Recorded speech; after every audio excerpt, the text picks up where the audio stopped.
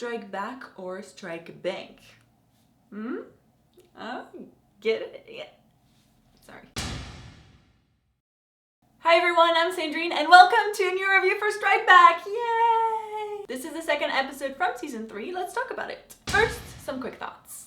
So everybody survived that boat explosion, although I did kind of expect Rebecca or somebody to die, but no, they all made it. Although technically Rebecca did die later on in the episode, so I was half right, but more on that later. So Rachel gets her hands on Sebastian Grey, and I thought he was gonna survive this whole season, or at least more than one episode, but no, he's dead.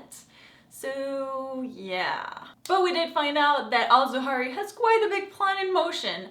And I think that will definitely drive this season's overall arc in terms of who our guys will be going after and who they have to stop, the bad guy. Also, I love that moment when we saw Major Locke in action, or kind of running over that guy that Rachel was going after. And he just kind of comes out like looking really cool and like, ever had that feeling you overstayed your welcome? So freaking cool. That guy is brilliant. I love him. Now let's move on to the bank robbery. Who loves seeing Scott being so excited at the prospect of robbing a bank? Like, we're gonna rob a bank. Like, I'm excited like I'm a little kid. And I love how Richmond goes like, well, technically it's not a bank, but we will have to break into a vault. He's like, that's fine with me, same thing. I just want to break into a vault. That's what makes it so exciting, at how they're excited to go into those places and be crazy. And we're enjoying that.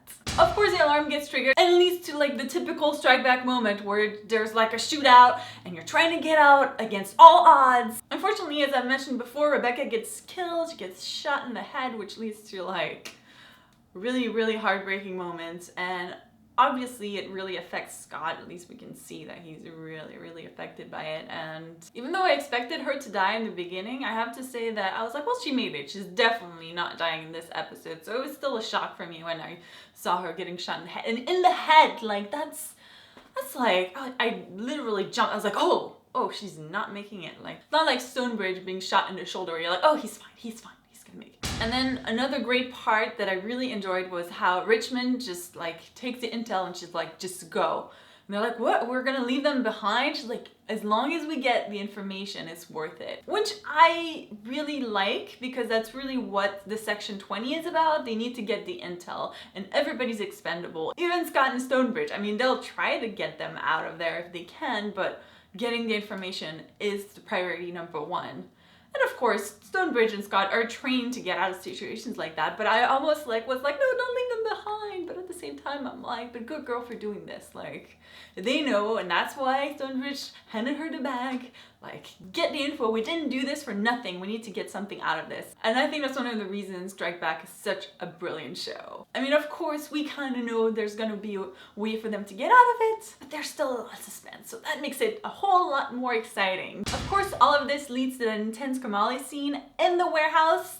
And I have to say, I was screaming at my TV like, don't shoot him, don't shoot him, he is totally CIA, he's totally CIA, oh my god. I was like totally believing him.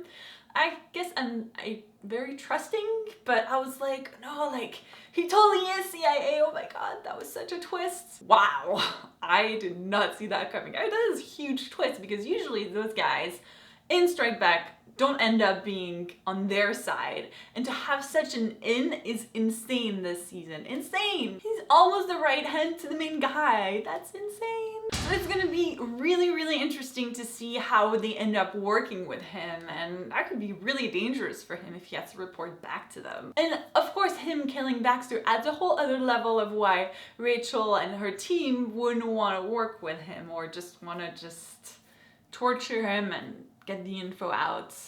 But at the same time, in his defense, yes, he did kill Baxter, but he actually prevented the other people from torturing him. He was like, oh, he's not gonna tell you anything, just shoot him. Again, Strike Back is just not simple action. It has a lot of meat in its storytelling, and that's why it's awesome. And I love this episode. Thank God there wasn't a big cliffhanger like last week. You know, they do the 1-2, and then next week will probably be crazy again. So I'm getting ready for this. But of course, I'd love to hear from you. Like, what did you think of the Kamali twist, or anything else you want to talk about? Let me know in the comments. And of course, by now you know the drill. So like, subscribe, because I'll review that show every week. Thank you guys so much for watching, and I'll see you next week. Bye!